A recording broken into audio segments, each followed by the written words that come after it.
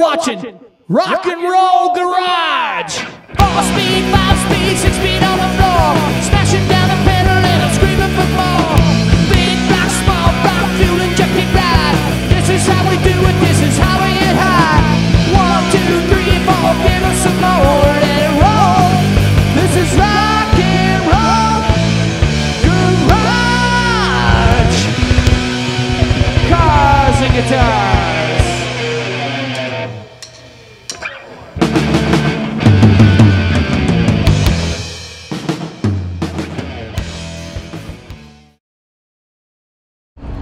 Yes, we are back in the truck.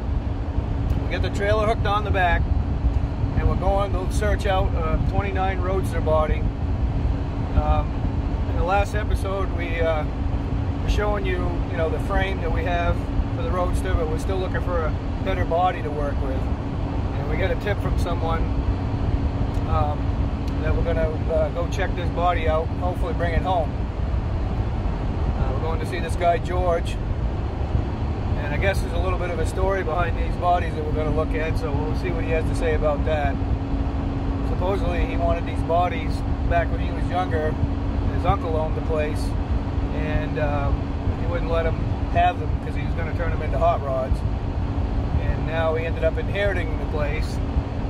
So that's what the story is that I've heard, but maybe we'll get that same story from him, maybe not, I don't know, we'll find out.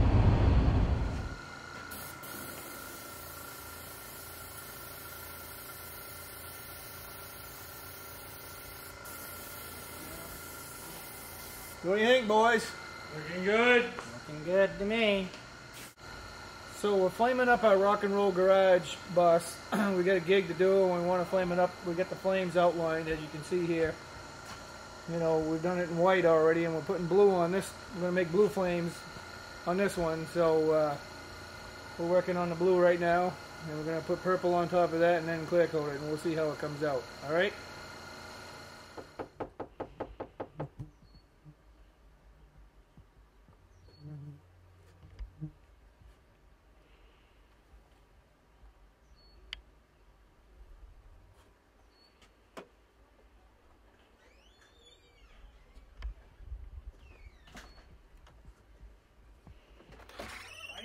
Are you George? Yep. I found you. How are you? Good, good. That's good. That's my buddy Pete down there with the camera. How you doing? Good, good. Man, it's some nice country out this way. Oh, this is beautiful. Oh my God. I mean, I got a nice spot where I live. I live up on the side of a mountain myself, and I got 100 acres of land, but anyways. We got 37 acres here. Yeah. Now, the story was Greg was telling me that this was your uncle's property or something? It was my wife's cousin. Oh, okay. That's the story. It was my right? wife's cousin, and he left it 100% to her. I see. And he was saying something about some of these cars or something you wanted or something, and he wouldn't let you have them or something? Well, years ago, I always tried to buy a Model A from him to make something out of it, and he wouldn't sell them to me because he said, you'll make a hot rod out of it. Right, yeah. Okay. So. Yeah. Well, hey, that's how it goes. So he right? knows me. There you go. Yeah, what's that? I see you have like a little doodle bug thing right out there around the corner. Yeah, I got 4 or 5 of those doodle bugs hanging around that I've been trying to pot out or sell out. I see. Well, where are these bodies at then? Well, one of them is up in the sugar house. That's the closest one. I can show you that one. Okay. So Steve coming tonight or what? I guess. I thought practice was at 7. 6:37 usually. What time is it? 7. Well, maybe he'll make it back.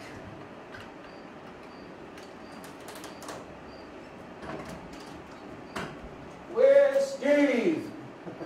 He's with Waldo.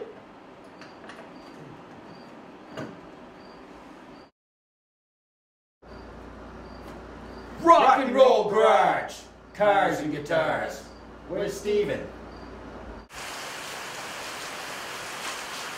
So we're touching up some paint on this car because we're going to be taking it to the show.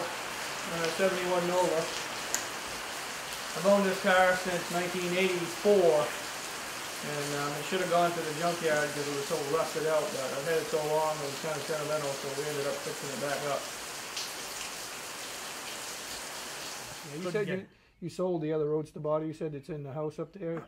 There's, I sold cowl already, and I sold the other half, back half that's up in the sugar house. Guys coming Wednesday to pick that up. Okay.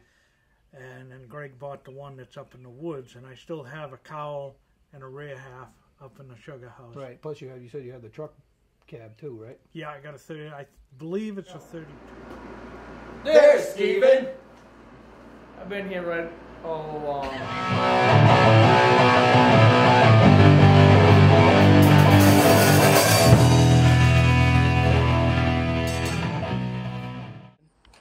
Putting wood in the shed, putting it and piling it.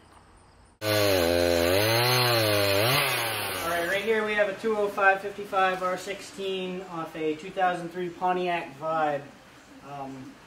As you can see, the tires all cuffed off, belts are showing here.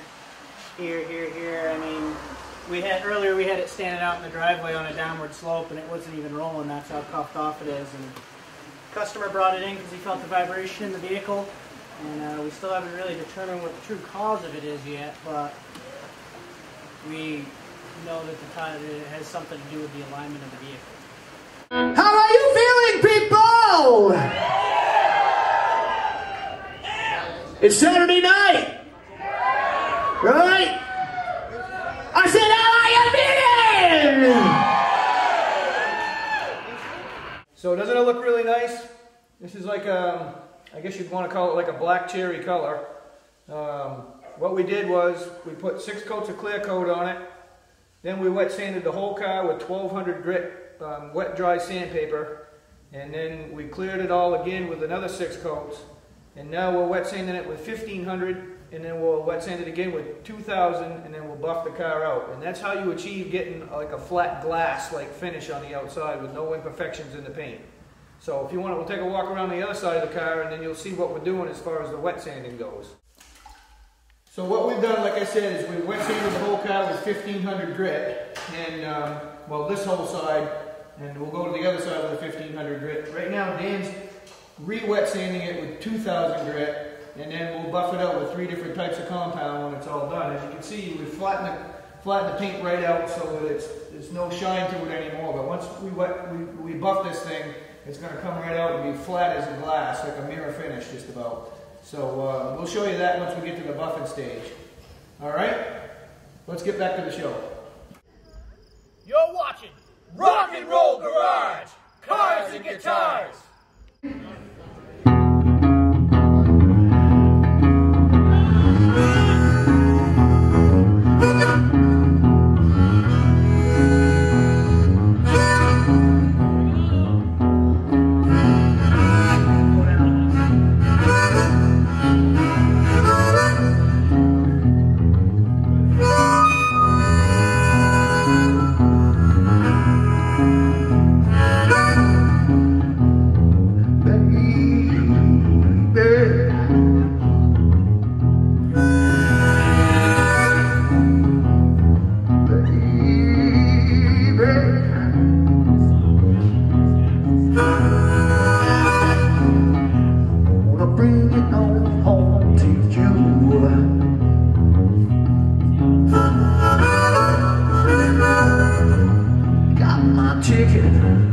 Got that load.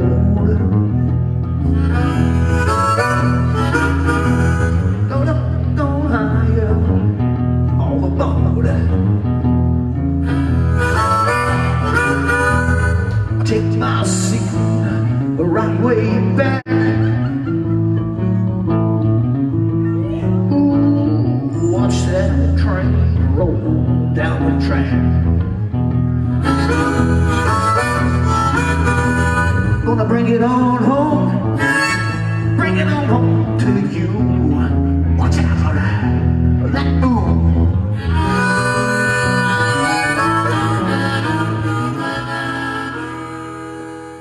Put that down a minute. Okay. Yeah.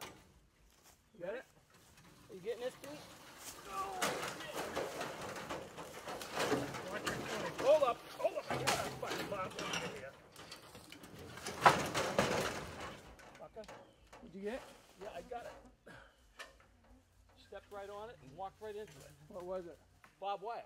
Oh shit. Oh, That ain't no good. Well, you wanted some barbed wire anyway. Yeah, but I didn't want it in my hand. Yeah, right. Yeah. How'd you get roped into this deal here, anyway? I was here. There it is. Steering wheel, you're all set. Right.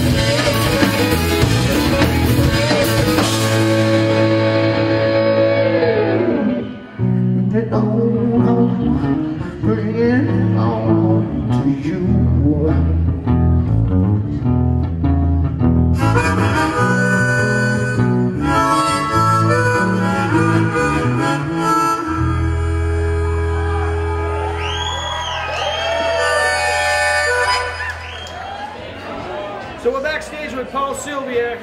He's the bass player for our tribute bands, Rock This Way, Aerosmith tribute, and Led Zeppelin's own Led Zeppelin tribute. And he's going to tell us a little bit about his bass. It's a vintage precision bass. So Paul, what year is it? It's a 1965, and I've had it probably for about 14 years now. See all my wear marks on it. It's my favorite bass. I have two basses. Another one is a Fender Jazz. But this, I always go back to this one. It's my favorite bass.